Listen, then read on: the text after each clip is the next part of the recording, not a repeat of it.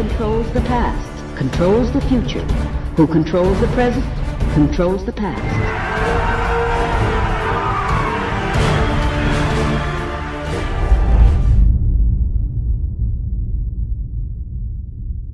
Welcome to the Infowars Nightly News. I'm your host, Jakari Jackson. It's June 3rd, 2015, and here's a look at our top stories.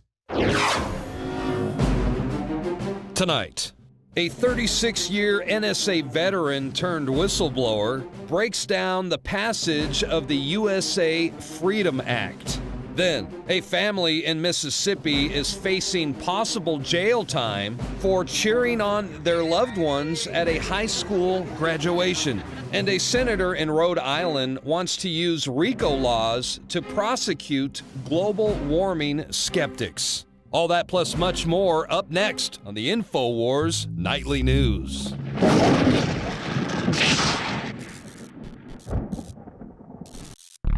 A Rhode Island senator, Sheldon Whitehouse, just seriously suggested that people who are skeptical of global warming models and predictions should not only be censored, but prosecuted under the RICO Act. That's the Racketeer Influenced and Corrupt Organizations Act of 1970. You know, going after organized crime.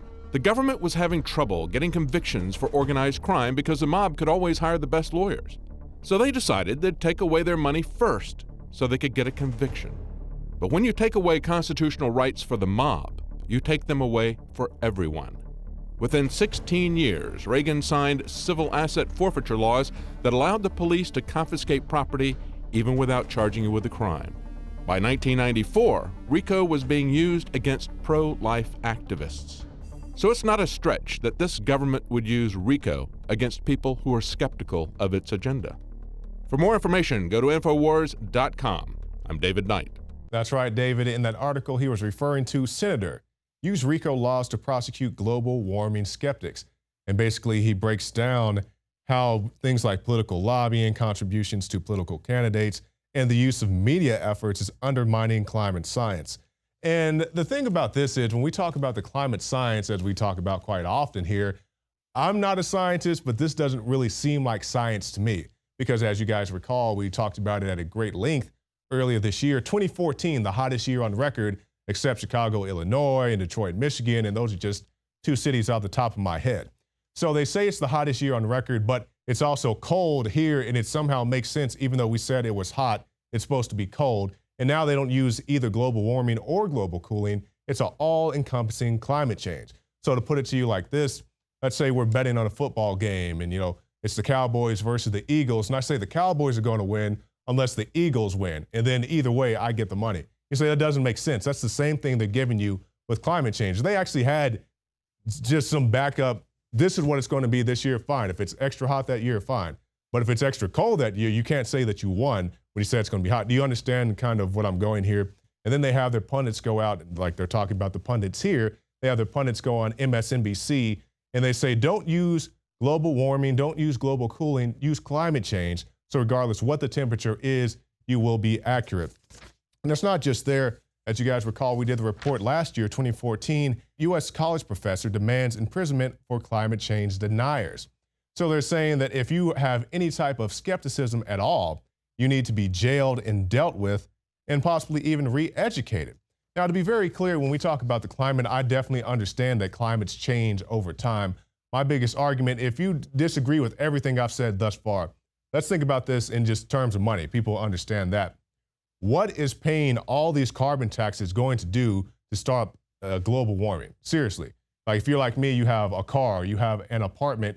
If you have to pay out the wazoo for carbon taxes when you have these big companies, with these big plants and all this stuff, what's that really going to do? What's your contribution going to do to help anything? Nothing. All it is going to do is line the pockets of these politicians, these pundits, and these people who keep pushing this global or climate change agenda. So that's enough on that. Let's switch gears and talk about the climate here in the city of Austin, Texas, or more accurately, the climate of the internet at large, because we see that the man behind the Silk Road is now in prison, the 31-year-old operator of the Silk Road. This is Ross Ulbricht. He was sentenced this past weekend to life without parole. And the reason they busted him and came down so hard on him is because the site, the Silk Road, they said he allowed all this illicit activity to take place and thus he needs to be dealt with very harshly. Now, his defense was saying, hey, I just set up a website, and they said, well, people were dealing drugs in your website. Well, let me let you in on a little secret. People were dealing drugs a long time before the internet came around. And you can do other things on Silk Road as well. I looked on there earlier today. You can look at books and magazines. You can get all kinds of stuff on there, just like you can get on Craigslist. People just chose to use it for the avenue of doing drugs as well as many other things. Same thing if you go to Craigslist. There's people who do prostitution on Craigslist. Do you shut down Craigslist? You have pedophiles looking for children on Facebook. Do you shut down Facebook? No. They have action teams. They have these cyber cops who sit around and pose as little girls so they can get these predators off the street. That's how you deal with these things. You don't just lock people up and throw away the key. So it's a very unfortunate situation. And hopefully, life without parole, that's a really tough sentence. And I'm not exactly sure how you can combat that. But just keep this in mind. If you put anything out there, if you start anything on the internet, if you start a whatever site, the new Amazon, and somebody does some illegal activity on there, they may come after you and try to put you in the slammer, just like they did for this unfortunate gentleman.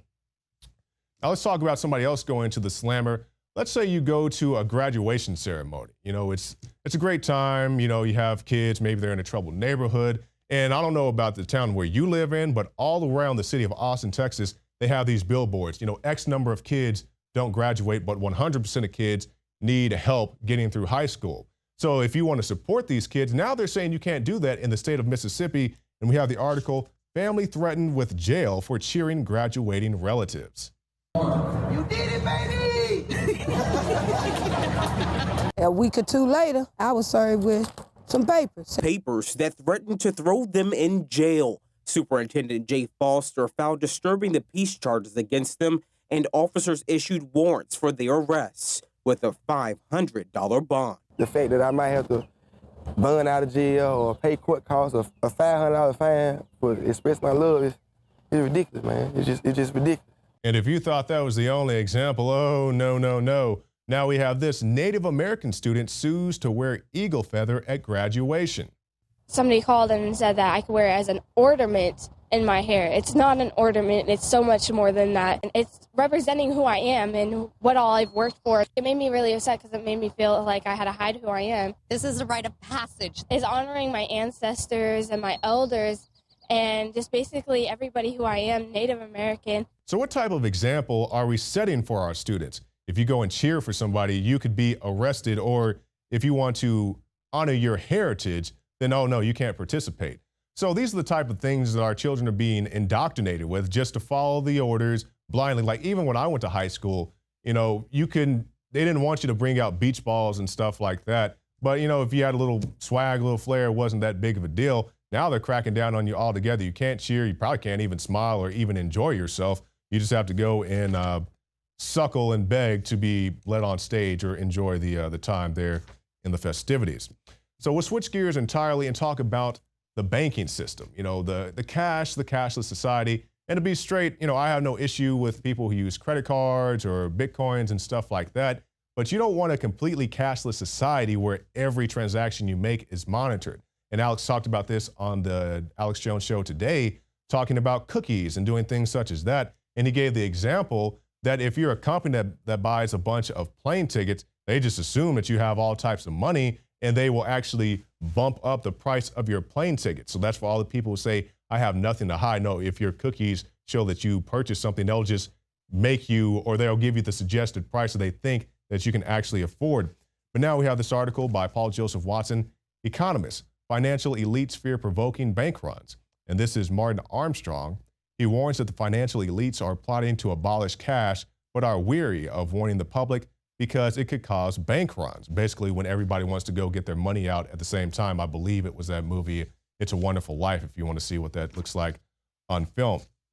So this is why you don't want to have all your eggs in one basket, whether it's credit cards, whether it's Bitcoins, whether it's cash, whether it's gold, whatever. You want to diversify and have many different ways to have commerce that's not dependent on one particular thing. But, ultimately, people are going to do what they want to do anyway. And we'll end with a sign of the times before we go on to more special reports. San Francisco which I went to.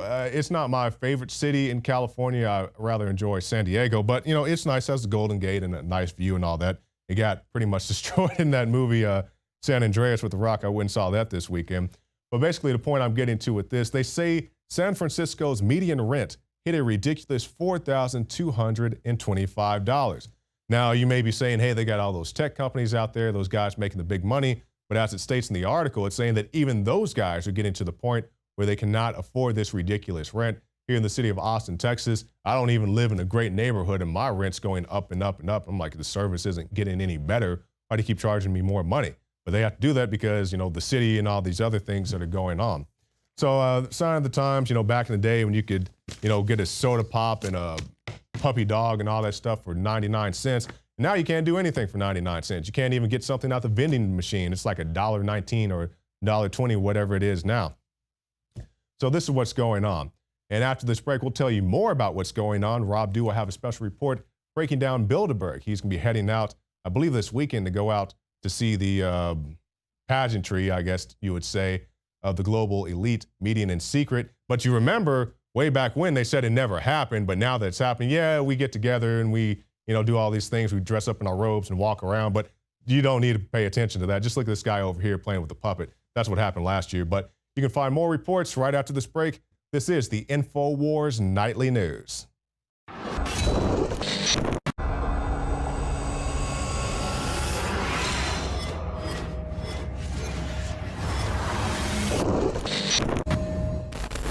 Joe Biggs here with Infowars.com. Now today we got in our brand new t-shirts. This is the Save America t-shirt with the upside down flag.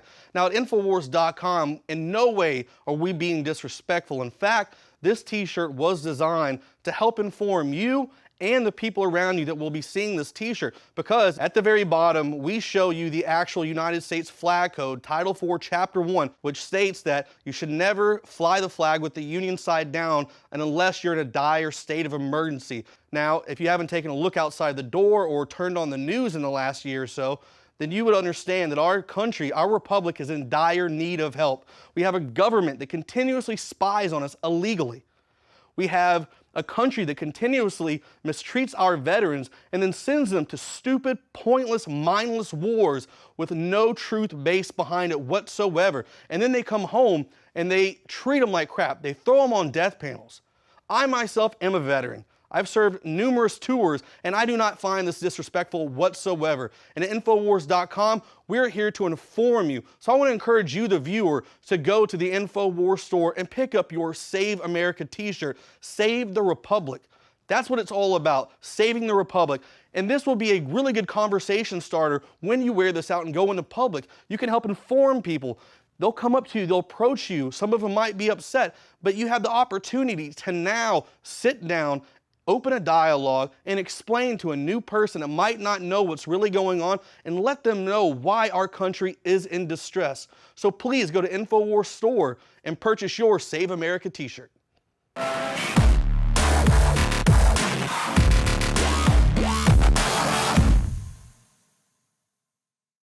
Fool me once, shame on you. Fool me twice, shame on me. Vote for Jeb, or you're just fucking stupid. Fool me, we can't get fooled again.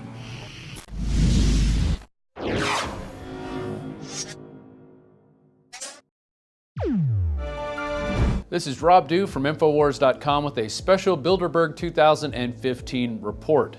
Now next week, myself, Josh Owens, will be traveling to Austria. We'll be meeting Paul Joseph Watson there, and we will be in the Tyrol region, which is a state of Austria, sort of in the eastern mountain region. A lot of ski resorts there, a lot of tourism, but a lot of small towns. And the hotel, the Interhalpen Hotel, where the 2015 Bilderberg will be taking place, is very secluded. We're gonna put a map version up, and you can see it's surrounded by trees and forests.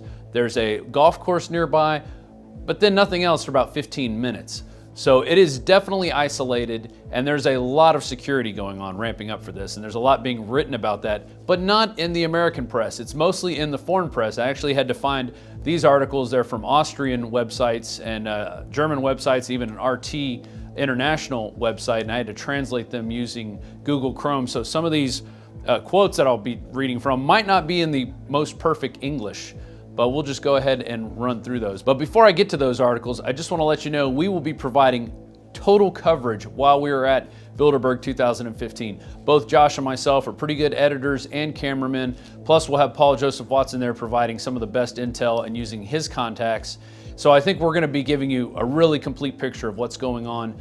There's going to be several protests in the towns surrounding the Interhalpen Hotel, and we're going to be covering those as well. So be checking the Alex Jones channel on YouTube, be checking our Ustream channel, and we'll be putting all the links to that in this video so you can check that, bookmark it, and go back to it as Bilderberg takes place. We'll be landing on Monday, on the 7th of June. And what makes this Bilderberg so different from all the others is now we have this war in the Ukraine. So that is going to be on the main agenda of what is talked about there in Bilderberg. Of course, it'll all be in secret.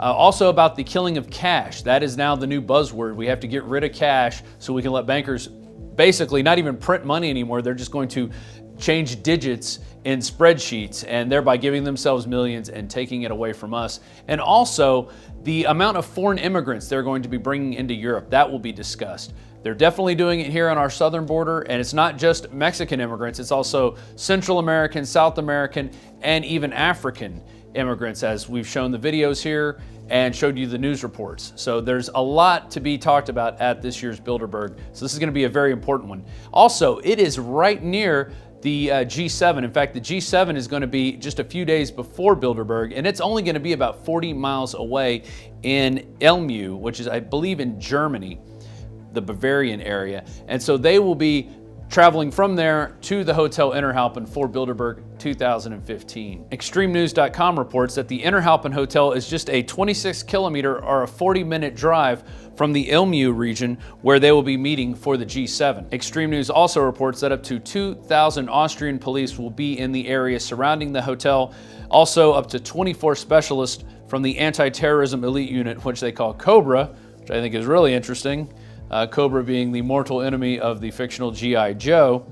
And in addition, there's going to be up to 17,000 German police officers on the border ready to come in if called for. And they're estimating up to $360 million being spent on all this security, of course, which the taxpayers are going to be paying for. Journalist Heiko Schrang reported in his newsletter that the abolition of cash, in addition to the issues in the Ukraine conflict and the promotion of refugee flows to Europe, will be on this year's Bilderberg agenda. And I'm sure there will be other issues of importance that will be talked about in this year's meeting, and we'll be getting those through the leaks, through the normal channels of people hearing what's going on there and coming out and saying, hey, this is bad. We've got these world leaders planning some really terrifying things. So we're going to be getting a lot of tips that way. You can rest assured.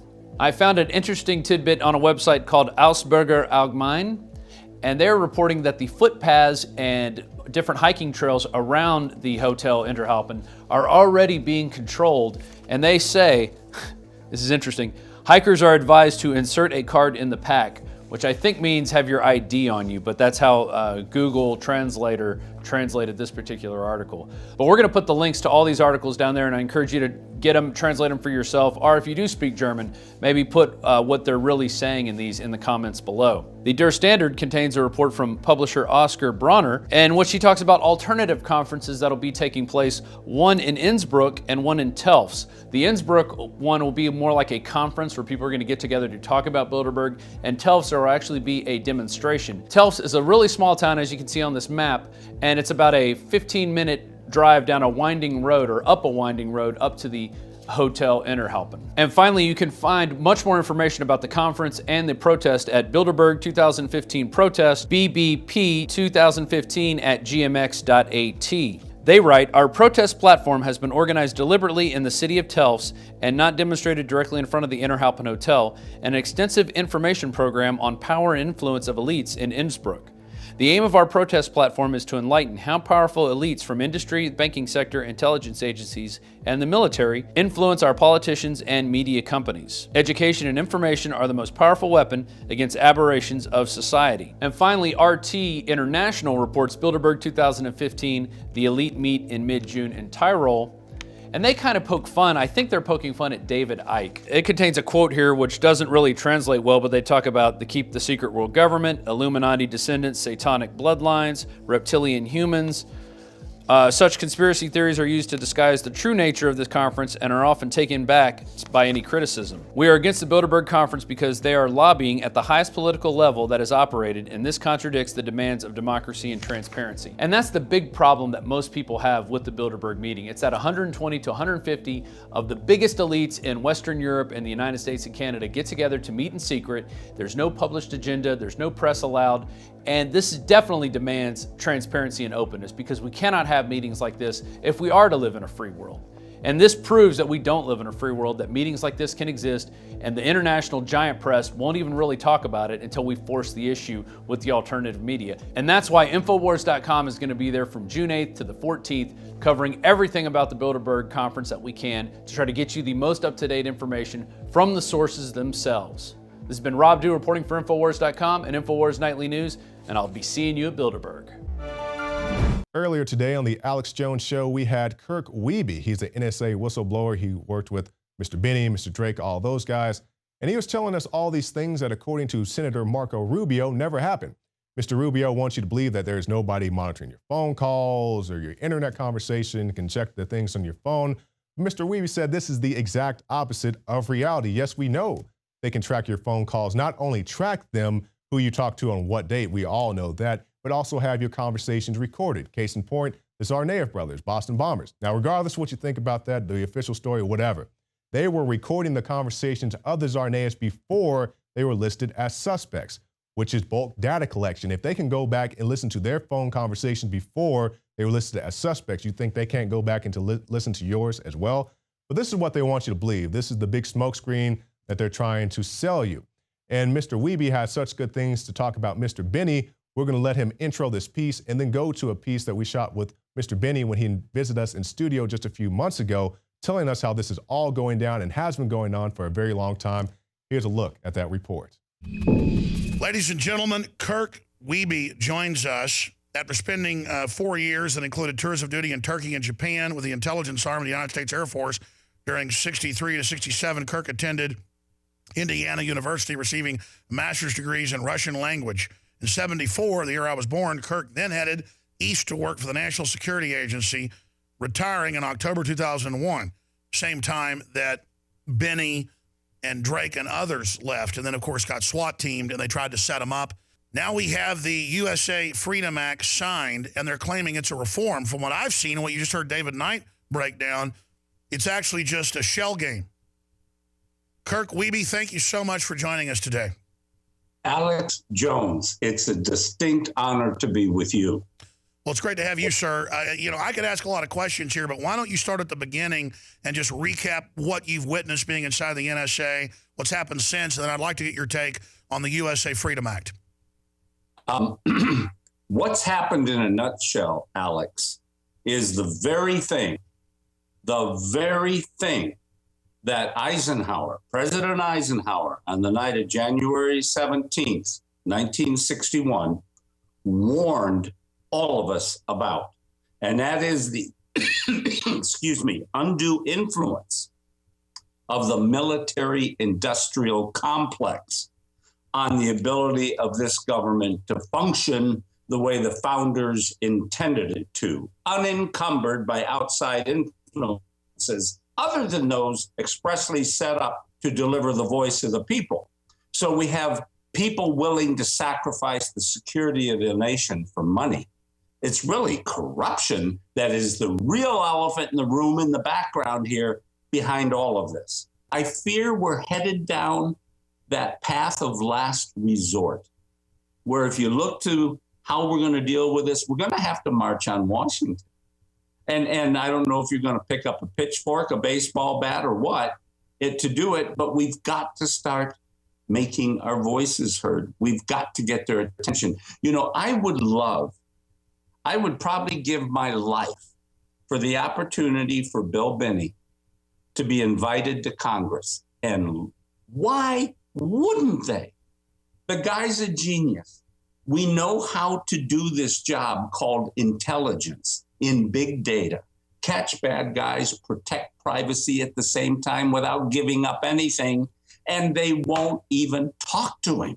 They won't even invite him in, not even a closed And he's session. the guy that invented most of the systems that they're getting rich off of. Exactly. And he didn't invent them for this purpose. We built the protections in. And my God. I know it's all classified, Congress, but basically it gets into algorithms and all the rest of it where you can really zone in on the algorithm of the real bad guys. But when you add all the data, it just screws it up. The whole point is that under a surveillance state, you have very few liberties. Unless if they don't want you to have do certain things, then they have ways and means of getting to you, like they did with us or other people. They would find things to use against you, to leverage you or influence you to do what they want you to do. You know, if you're nothing to hide, you have nothing to fear. Well, that's a great quote from Joseph Goebbels, first of all. And secondly, it's totally irrelevant what you think. What you think is totally irrelevant. It means absolutely nothing. The government only considers its view of you, and if you're doing something they don't like, they will come after you, no matter what you think of it. Does the NSA routinely intercept American citizens' emails? No. Does the NSA intercept Americans' cell phone conversations? No. Google searches? No. Text messages? No. Amazon.com orders? No. Bank records?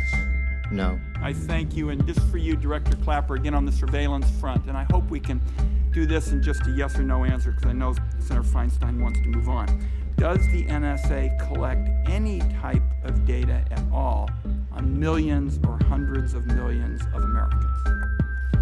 No, sir. It does not. Not wittingly. There are cases where they could inadvertently, perhaps, collect, but not wittingly. But to conduct that kind of collection in the United States, it would have to go through a court order, and the court would have to authorize it. We're not authorized to do it, nor do we do it.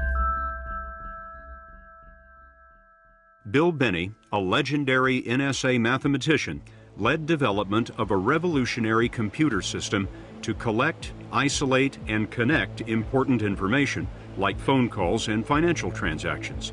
Its code name was ThinThread. My name is Bill Binney.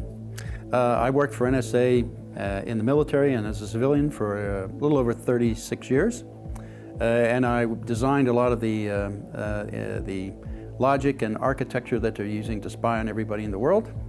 And when I started doing this and using it against US citizens, I became a whistleblower. I had other people who were with me as a part of that whistleblowing. There were 4 other people, including Diane Rourke from the House Intelligence Committee, and Tom Drake, Kirk Wiebe, and Ed Loomis, who were also NSA employees. So we were all part of that, and we tried to influence the government internally, and they attacked us for it, and tried to put us in jail, fabricated evidence. We caught them at it, so they failed. The FBI raided the homes of all the people you've met in this story who filed that confidential complaint with the Defense Department. They came busting in. I was in the shower at the time, and one of them came running up and was pointed a gun at my eyeballs and pulled me out of the shower. So he drew a gun on you? Yeah, he had it pointed at my head, yeah. Talk about what a hero and how much courage you've got. I mean, you know how serious people are in this government, what they do worldwide, how corrupt it's gotten at that point. You had the will to march into Congress and to tell them what was going on. The first guy, I mean, that's 10 times bigger than Snowden internally. And to really start this whole internal debate and this avalanche of understanding now, I mean, you were really one of the first people to ring the bell to warn folks that the country as we knew it was being dismantled. I went to the terrorist analyst shop, which we had running there for quite some time. And I said, I asked them, in all the work you're doing to analyze the terrorist problem around the world, which sites are the ones that give you information that you find valuable? And so they gave me a list of 18 sites, and so I took those 18 sites and said, okay, these are the deployment targets for our process in January of 2001. And it was, we estimated the cost to be about $9.5 million. That's all.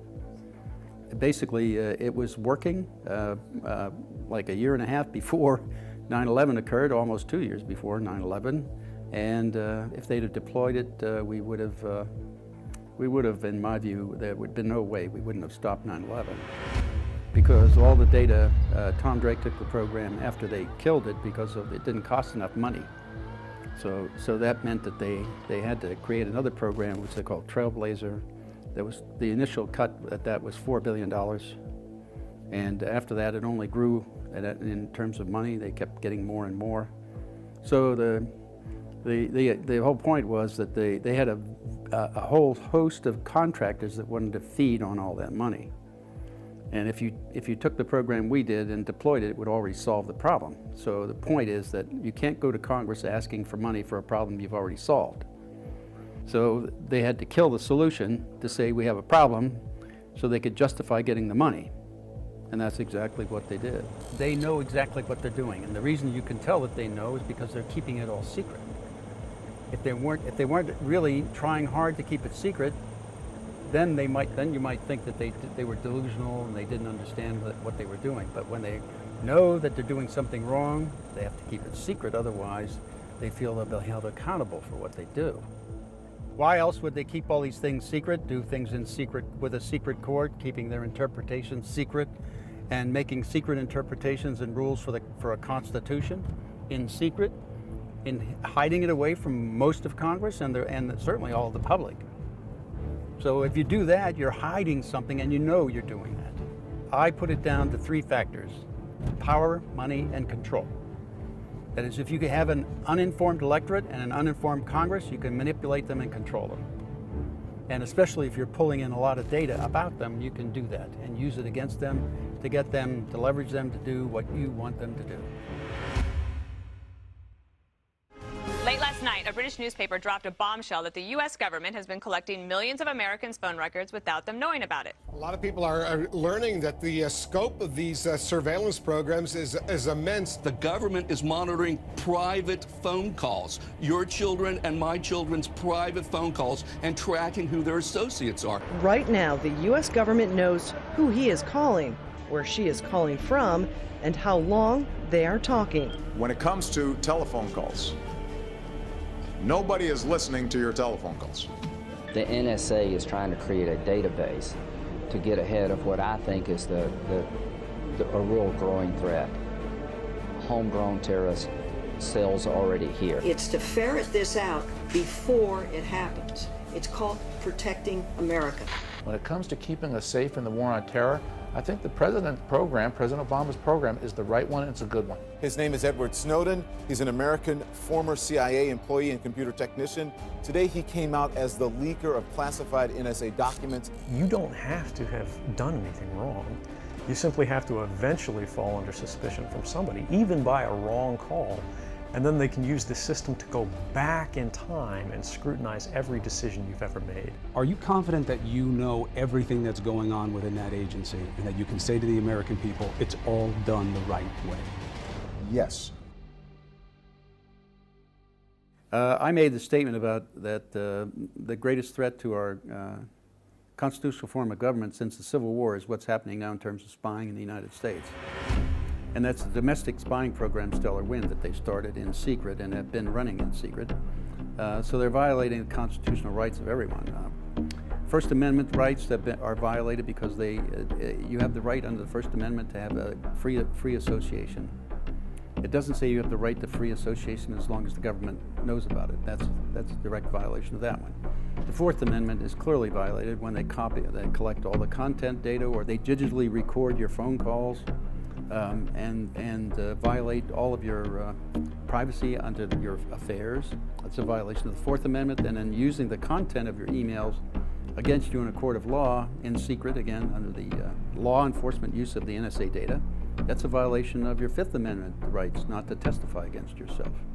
And then when they lie in courts and don't tell you that, give you the right to challenge discovery of the information they really used to arrest you, that's a violation of due process under the Sixth Amendment.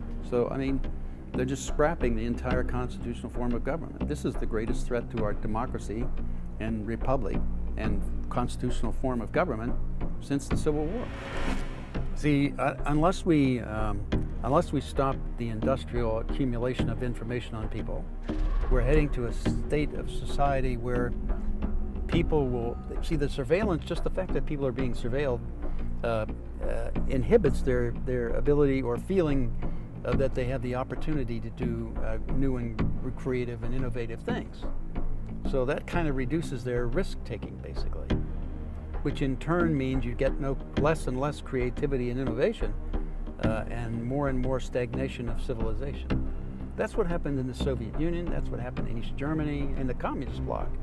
They stagnated because people were being so surveilled that they were afraid to do anything. It made people afraid to take a risk. And that's really the point of capitalism. That's why it's been so successful, because it was advocating people taking risks. Americans aren't supposed to sit back and let things happen and let government do what it does. We're supposed to be out there challenging. We have to be participating in our democracy and republic. We cannot sit by and let these things happen and be quiet. If we do, we're going to get this totalitarian state that we're sliding toward right now. Well, that's it for our show tonight. And if you like these reports and you want to see more of them, support us. Go to the Infowars shop and pick up our new Save America t-shirt. And yes, the flag is upside down. That's not being disrespectful to our troops, to the people in our military, or even the people in our government. Flying the flag upside down is a symbol of distress.